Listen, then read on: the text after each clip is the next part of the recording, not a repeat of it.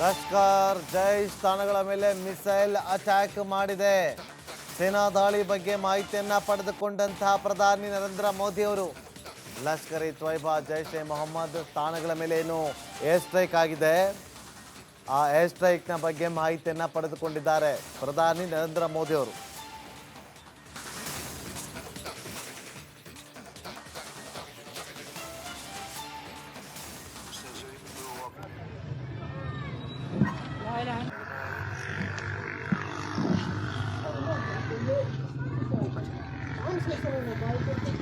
ಮತ್ತಷ್ಟು ಮಾಹಿತಿಯನ್ನು ಕೊಡೋದಕ್ಕೆ ನನ್ನ ಇಬ್ಬರು ಸಹೋದ್ಯೋಗಿಗಳು ರಂಜಿತ್ ಹಾಗೆ ಅಭಿಷೇಕ್ ಕಾಶ್ಮೀರದ ಗಡಿ ಭಾಗದಲ್ಲಿ ಇದ್ದುಕೊಂಡು ನಿಮಗೆ ಕಳೆದ ಒಂದು ವಾರದಿಂದ ಗ್ರೌಂಡ್ ಝೀರೋ ರಿಪೋರ್ಟ್ ಅನ್ನು ಮಾಡ್ತಿದ್ದಾರೆ. ನನ್ನ ಇಬ್ಬರು ಸಹೋದ್ಯೋಗಿಗಳು ಡೇರಿಂಗ್ ರಿಪೋರ್ಟಿಂಗ್ ಅನ್ನು ಮಾಡ್ತಾ ಇದ್ದಾರೆ. ಡೇರಿಂಗ್ ರಿಪೋರ್ಟಿಂಗ್ ಅಲ್ಲಿ ಕ್ಷಣ ಕ್ಷಣಕ್ಕೂ ಕೂಡ ಆತಂಕ ಇದೆ, ಕ್ಷಣ ಕ್ಷಣಕ್ಕೂ ಕೂಡ ಆತಂಕ ಇತ್ತು. ಆದರೂ ಕೂಡ ಯಾವುದಕ್ಕೂ ಭಯ ಪಡದೆ ನನ್ನ ಇಬ್ಬರು ಸಹೋದ್ಯೋಗಿಗಳು ಡೇರಿಂಗ್ ರಿಪೋರ್ಟ್ ಅನ್ನು ಡೇ 1 ಇಂದ ಮಾಡ್ತಿದ್ದಾರೆ. ಈಗ ನನ್ನ ಸಹೋದರಿ ರಂಜಿತ್ ಶಿರಿಯಾರ್ ನೇರ ಸಂಪರ್ಕದಲ್ಲಿ ಜಾಯ್ನ್ ಆಗಿದ್ದಾರೆ. ರಂಜಿತ್, ಹೇಳಿತ್ತು ಭಾರತ ವೆಯ್ಟ್ ಮಾಡಿ ಪ್ರತೀಕಾರವನ್ನು ಕೊಡ್ತೀವಿ, ಹುಡುಕಿ ಹುಡುಕಿ ಹೊಡಿತೀವಿ ಅಂತೇಳಿ ಹೇಳಿತ್ತು. ಈಗ 9 ಜಾಗಗಳಲ್ಲಿ ಏರ್ ಸ್ಟ್ರೈಕ್ ಅನ್ನು ಮಾಡಿ ಬಂದಿದೆ. ಅದರ ಬೆನ್ನಲ್ಲೇ ನೀವಿರುವಂಥ ಗಡಿ ಭಾಗದಲ್ಲಿ ಗುಂಡಿನ ಚಕಮಕಿ ಕೂಡ ನಡೀತಾ ಇದೆ. ಅದರ ಎಕ್ಸ್ಕ್ಲೂಸಿವ್ ದೃಶ್ಯಾವಳಿಯನ್ನು ಕೂಡ ನಾವು ತೋರಿಸ್ತಾ ಇದ್ದೀವಿ. ರಂಜಿತ್, ಸದ್ಯಕ್ಕೆ ಗಡಿ ಭಾಗದಲ್ಲಿ ನೀವಿರುವಂತ ಜಾಗದಲ್ಲಿ ಪರಿಸ್ಥಿತಿ ಹೇಗಿದೆ ರಂಜಿತ್?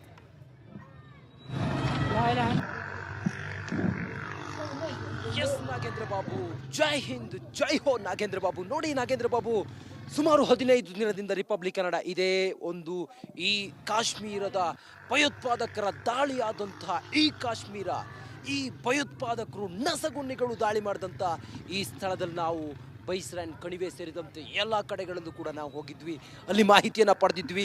ನಾವು ಕನ್ನಡಿಗರಿಗೆ ನಾವು ಸಂಪೂರ್ಣವಾಗಿ ಚಿತ್ರಣವನ್ನು ಹೊರಹಾಕಿದ್ವಿ ನಾಗೇಂದ್ರ ಬಾಬು. ನೋಡಿ, ಈಗ ಕೆಲವೇ ಕ್ಷಣದ ಹಿಂದೆ ನಾಗೇಂದ್ರ ಬಾಬು ಇಲ್ಲೇ ಮೇಲ್ಗಡೆ 2 ಯುದ್ಧ ವಿಮಾನಗಳು ಹಾರಾಟ ಮಾಡಿದ್ವು. ಇಲ್ಲೇ ಮೇಲ್ಗಡೆ ಯುದ್ಧ ವಿಮಾನಗಳು ಹಾರಾಟ ಮಾಡಿದ್ವು. ಪೂಂಚ್ನಲ್ಲಿ ಈಗ ಆಪರೇಷನ್ ಇನ್ನೂ ಕೂಡ ನಡೀತಾ ಇದೆ. ಗಡಿಯಲ್ಲಿ ಗುಂಡಿನ ಚಕಮಕಿ ನಡೀತಾ ಇದೆ. ನೀವು ಹೇಳಿದ್ರಿ ಪ್ರಧಾನಿ ನರೇಂದ್ರ ಮೋದಿ ಅವರು ಇವತ್ತು ಹೇಳ್ತಾ ಇದ್ರು, ಮಾಹಿತಿಯನ್ನು ಪಡ್ಕೊಳ್ತಾ ಇದ್ರಿ. ಬಹುಶಃ ನಾಗೇಂದ್ರ ಬಾಬು, ನರೇಂದ್ರ ಮೋದಿ ರಾತ್ರಿ ಇಡೀ ನಿದ್ದೆನೇ ಮಾಡಿಲ್ಲ. ನರೇಂದ್ರ ಮೋದಿ ದೇಶದ ಪ್ರೈಮ್ ಮಿನಿಸ್ಟರ್ ರಾತ್ರಿ ಇಡೀ ನಿದ್ದೆನೇ ಮಾಡಿಲ್ಲ ಅಂತ ಅನ್ಸುತ್ತೆ. ಯಾಕಂತ ಹೇಳಿದ್ರೆ ಈ ದಾಳಿಯ ಇಂಚಿಂಚು ಮಾಹಿತಿಯನ್ನು ಅವರು ಪಡ್ಕೊಂಡಿದ್ರು. ಇಂಚಿಂಚು ಪಾಯಿಂಟ್ ಟು ಪಾಯಿಂಟ್ ಅವರು ಎಲ್ಲವನ್ನು ಕೂಡ ಸೇನೆಗೆ ಮಾನಿಟರ್ ಮಾಡಿದ್ರು. ನಾಗೇಂದ್ರ ಬಾಬು, ನಿಮ್ಗೆ ಗೊತ್ತಿದೆ, ಸರಣಿ ಸಭೆಗಳು ನಡೀತಾ ಇತ್ತು ಸುಮಾರು 1 ವಾರದಿಂದ. ಸೇನಾ ಮುಖ್ಯಸ್ಥರ ಜೊತೆಯಲ್ಲಿ ಸೇರಿದಂತೆ ಎಲ್ಲ ಸೇನೆಯ ಅಧಿಕಾರಿಗಳ ಜೊತೆಯಲ್ಲಿ ಮೀಟಿಂಗ್ಗಳನ್ನು ಮಾಡ್ತಾ ಇದ್ರು. ರಕ್ಷಣಾ ಸಚಿವರ ಜೊತೆಯಲ್ಲಿ, ರಕ್ಷಣಾ ಕಾರ್ಯದರ್ಶಿಗಳ ಜೊತೆಯಲ್ಲಿ, ಹೋಮ್ ಮಿನಿಸ್ಟರ್ ಜೊತೆಯಲ್ಲಿ, ಭದ್ರತಾ ಸಲಹೆಗಾರರ ಜೊತೆಯಲ್ಲಿ, ಎಲ್ಲರ ಜೊತೆಗಳಲ್ಲೂ ಕೂಡ ಪ್ರಧಾನಿ ನರೇಂದ್ರ ಮೋದಿ ಅವರು ಖುದ್ದಾಗಿ ಮೀಟಿಂಗನ್ನು ಮಾಡ್ತಾ ಇದ್ರು. ಆದರೆ ಆ ಗಳಿಗೆ ಬಂದೇ ಬಿಟ್ಟಿದೆ. ಇವತ್ತು ಮಧ್ಯರಾತ್ರಿ ಆಗಿರುವಂಥ ಘಟನೆ, ಅಂದರೆ ನಿನ್ನೆ ಮಧ್ಯರಾತ್ರಿ ಆಗಿರುವಂಥ ಘಟನೆ, ಭಾರತ ಹೊಕ್ಕಿ ಹೊಡೆದಿದೆ, ನುಗ್ಗಿ ಹೊಡೆದಿದೆ, ಭಾರತ ನಿರ್ನಾಮ ಮಾಡಿದೆ, ಭಾರತ ಸರ್ವನಾಶ ಮಾಡಿದೆ ಪಾಕಿಸ್ತಾನದ ಉಗ್ರ ನೆಲೆಗಳನ್ನು. ನಾಗೇಂದ್ರ ಬಾಬು ನೋಡಿ ಹೆಂಗಿತ್ತು ಆಪರೇಷನ್ ಅಂತ ಹೇಳಿದರೆ, ಪಾಕಿಸ್ತಾನ ಜಸ್ಟ್ ಕಣ್ಣು ಬಿಟ್ಟು ತೆರೆಯೋದ್ರೊಳಗಡೆ ಪಾಕಿಸ್ತಾನ ಏನು ಆಗ್ತಿದೆ ಅಂಥೇಳಿ ತಿಳಿಯೋದ್ರೊಳಗಡೆ ಅಲ್ಲಿ ಎಲ್ಲವೂ ಕೂಡ ಸ್ಮಶಾನ ಆಗಿತ್ತು ನಾಗೇಂದ್ರ ಬಾಬು. ಇದು ಆಗಬೇಕಾಗಿತ್ತು. ನೋಡಿ, 22ನೇ ತಾರೀಕು 26 ಜನರನ್ನ ನೀವು ಕೊಂದ್ರಲ್ಲ. ನೀವು ಪಾಪ ಮಕ್ಕಳು ಅಂಥೇಳಿ ನೋಡಿದೆ, ಗಂಡಸರು ಅಂಥೇಳಿ ನೋಡಿದೆ, ಹೆಂಗಸರು ಅಂಥೇಳಿ ನೋಡಿದೆ, ಹಿಂದೂ ಅನ್ನೋ ಕಾರಣಕ್ಕೋಸ್ಕರ ನರಮೇಧ ಮಾಡಿದ್ರಲ್ಲ. ಇದನ್ನು ಸಹಿಸಬೇಕಾ? ಇದನ್ನು ನಾವು ಸುಮ್ಮನೆ ಇರಬೇಕಾ ಅನ್ನೋದು ಇಡೀ ಭಾರತೀಯರ ಪ್ರಶ್ನೆ ಆಗಿತ್ತು. ಇಡೀ ಭಾರತೀಯರು ಒಂದೇ ಮಾತು, ಪ್ರತೀಕಾರ ಯಾವಾಗ ಅಂಥೇಳಿ. ಆದರೆ ಭಾರತ ಆತುರ ಮಾಡಲಿಲ್ಲ. ನೋಡಿ ನಾಗೇಂದ್ರ ಬಾಬು, ಇವತ್ತು ಹೆಚ್ಚು ಕಮ್ಮಿ 15 ದಿನ ಆಗಿದೆ. ಭಾರತ ಅರ್ಜೆನ್ಸಿ ಮಾಡಿಲ್ಲ. ನಾವು ಸರಿಯಾದ ಸಮಯಕ್ಕೆ ಕಾಯ್ತಾ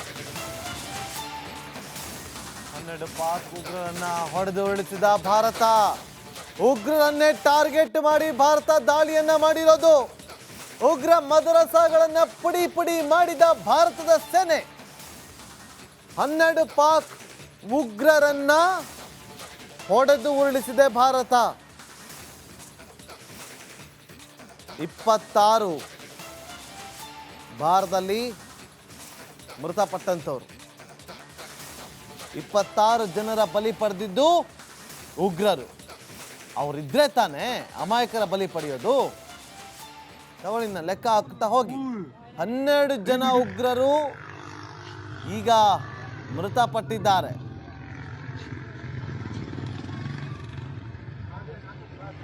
ಅಭಿಷೇಕ್ ಕೂಡ ನೇರ ಸಂಪರ್ಕದಲ್ಲಿ ಜಾಯ್ನ್ ಆಗಿದ್ದಾರೆ.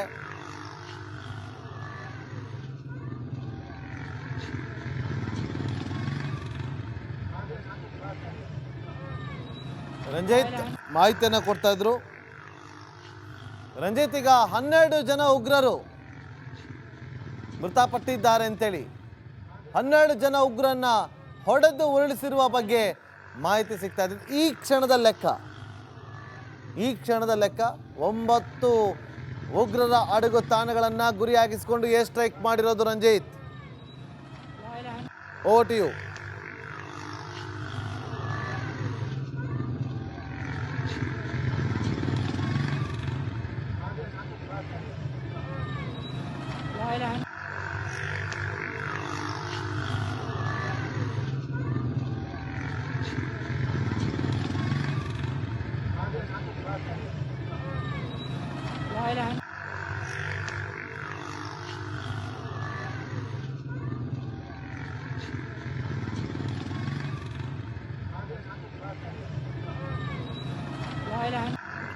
अभी वीडियो हाँ देखना अब हम कैसे आ रही है वहाँ ये नुकसान ये 9 नंबर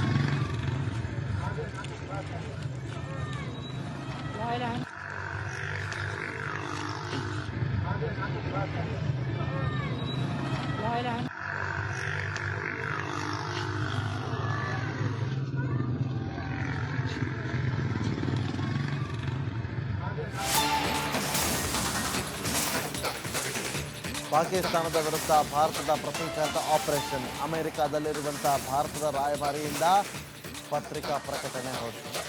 ಪಹಲ್ಗಾಮ್ ದಾಳಿಯ ಪ್ರತೀಕಾರವಾಗಿ ಈ ಒಂದು ಕಾರ್ಯಾಚರಣೆ ಆಗಿದೆ ಅಂತೇಳಿ ಪಾಕಿಸ್ತಾನದಲ್ಲಿರುವಂಥ ಉಗ್ರರ ನೆಲೆಗಳನ್ನು ಟಾರ್ಗೆಟ್ ಮಾಡಿ ದಾಳಿಯನ್ನು ಮಾಡಿದೆ ಅಂಥೇಳಿ ಪಾಕಿಸ್ತಾನಕ್ಕೆ ಭಾರತದ ಈ ದಾಳಿಯ ಬಗ್ಗೆ ನಮಗೆ ಮೊದಲೇ ಗೊತ್ತಿತ್ತು.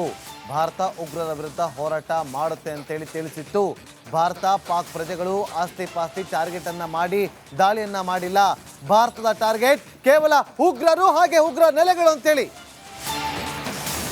ಉಗ್ರರು ಹಾಗೆ ಉಗ್ರರ ನೆಲೆಗಳು ಅಂತೇಳಿ ಅಮೆರಿಕಾಗೆ ಮುಂಚೆನೆ ಗೊತ್ತಿತ್ತು. ಭಾರತ ಕೂಡ ಇದಕ್ಕೆ ಸಂಬಂಧಪಟ್ಟಂತೆ ಮಾಹಿತಿಯನ್ನು ಹಂಚಿಕೊಂಡಿತ್ತು. ಭಾರತಕ್ಕೆ ಪಾಕಿಸ್ತಾನದಲ್ಲಿರುವಂತಹ ಕಟ್ಟಡಗಳು, ಆಸ್ತಿ ಪಾಸ್ತಿಗಳು, ಪಾಕಿಸ್ತಾನದ ಜನರು, ಸಾರ್ವಜನಿಕರು ಟಾರ್ಗೆಟ್ ಅಲ್ಲ, ಉಗ್ರರು ಹಾಗೆ ಉಗ್ರರ ತಾಣಗಳು. ಲೈವ್ ದೃಶ್ಯಾವಳಿಯನ್ನು ನೋಡ್ತಾ ಇದ್ರಿ. ಲೈವ್ ದೃಶ್ಯಾವಳಿ ನೋಡಿ.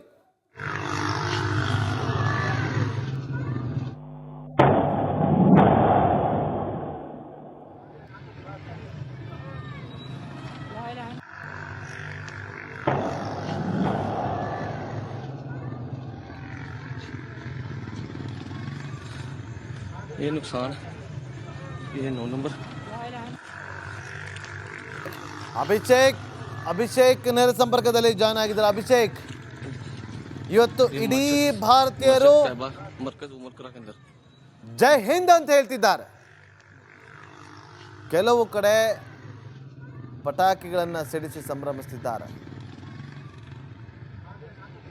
26 ಜನರ ಕುಂಕುಮವನ್ನ ಅಳಿಸುವಂತ ಕೆಲಸವನ್ನ ಮಾಡಿದಂತ ಉಗ್ರರನ್ನ ಟಾರ್ಗೆಟ್ ಮಾಡಿ 9 ಜಾಗಕ್ಕೆ ಹೋಗಿ ನುಗ್ಗಿ ಏರ್ ಸ್ಟ್ರೈಕ್ ಅನ್ನ ಮಾಡಿ ಬಂದಿದ್ದಾರೆ. ಇದರ ನಡುವೆ ಇದರ ಬೆನ್ನಲ್ಲೇ ಗುಂಡಿನ ಚಕಮಕಿ ಕೂಡ ನಡೀತಾ ಇದೆ. ಲೈವ್ ದೃಶ್ಯಾವಳಿಯನ್ನು ಕೂಡ ನಮ್ಮ ವೀಕ್ಷಕರಿಗೆ ನಾವು ತೋರಿಸ್ತಾ ಇದ್ದೀವಿ. ಅಭಿಷೇಕ್, ನೀವಿರುವಂಥ ಜಾಗದಲ್ಲಿ ಪರಿಸ್ಥಿತಿ ಹೇಗಿದೆ? LOC ಗಡಿ ಭಾಗದಲ್ಲಿ ನೀವು ರಿಪೋರ್ಟ್ ಅನ್ನ ಮಾಡ್ತಾ ಇರೋದು. Abhishek, over to you.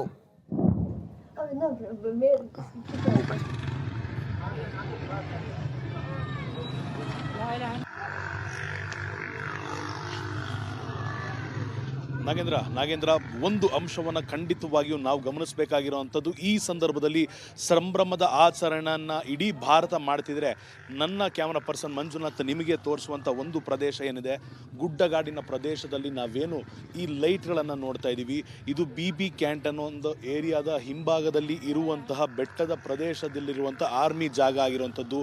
ನಾವು ಇಲ್ಲಿಗೆ ಬಂದಂಥ ಸಂದರ್ಭದಿಂದಲೂ ಕೂಡ ಇಲ್ಲಿ ನಾವು ಒಂದಿಷ್ಟು ಹೆಲಿಕಾಪ್ಟರ್ಗಳ ಮೂವ್ಮೆಂಟನ್ನು ಸದ್ದನ್ನು ನಾವು ಕೇಳ್ತಲೇ ಇರುವಂಥದ್ದು.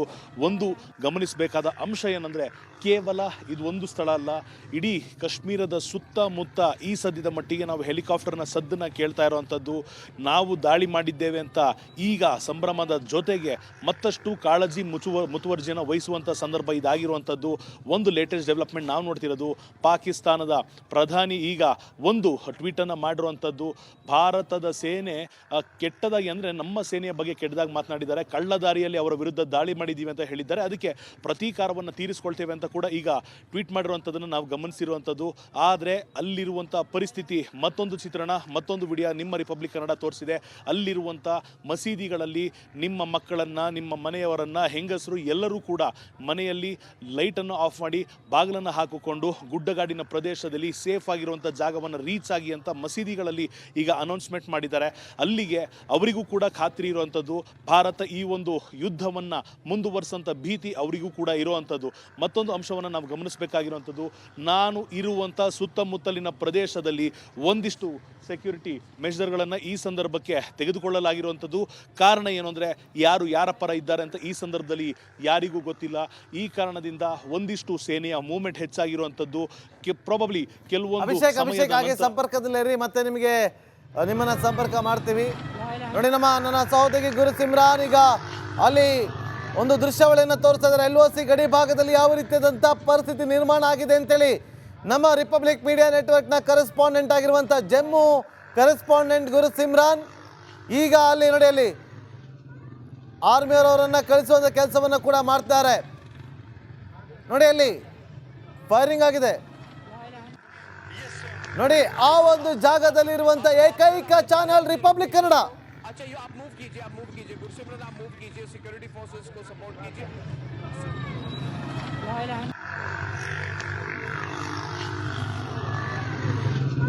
ಅಲ್ಲಿಂದ ನಮ್ಮ ಕರೆಸ್ಪಾಂಡೆಂಟನ್ನು ಕಳಿಸಿಕೊಡುವಂಥ ಕೆಲಸವನ್ನು ಮಾಡಿದ್ರು, ಬಿಡ್ತಿಲ್ಲ. ಅಲ್ಲಿ ನೋಡಿ, ಆ ದೃಶ್ಯವನ್ನು ನೋಡಿ ನಿಮಗೆ ತೋರಿಸ್ತಾ ಇದ್ದೀವಿ. ಗುಂಡಿನ ಚಕಮಕಿ ಆಗ್ತಾ ಇರುವಂಥ ದೃಶ್ಯ.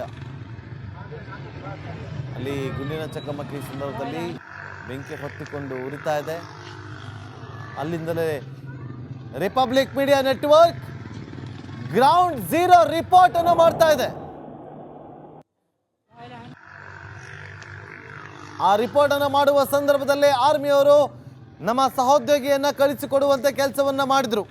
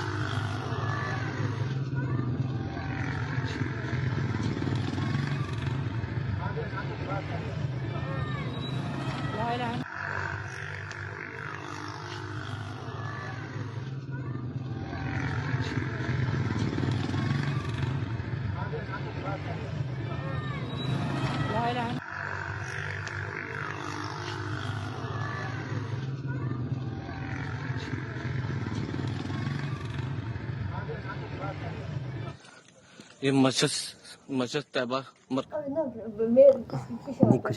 पाँच छह समय मोबाइल तेरे के पीछे कर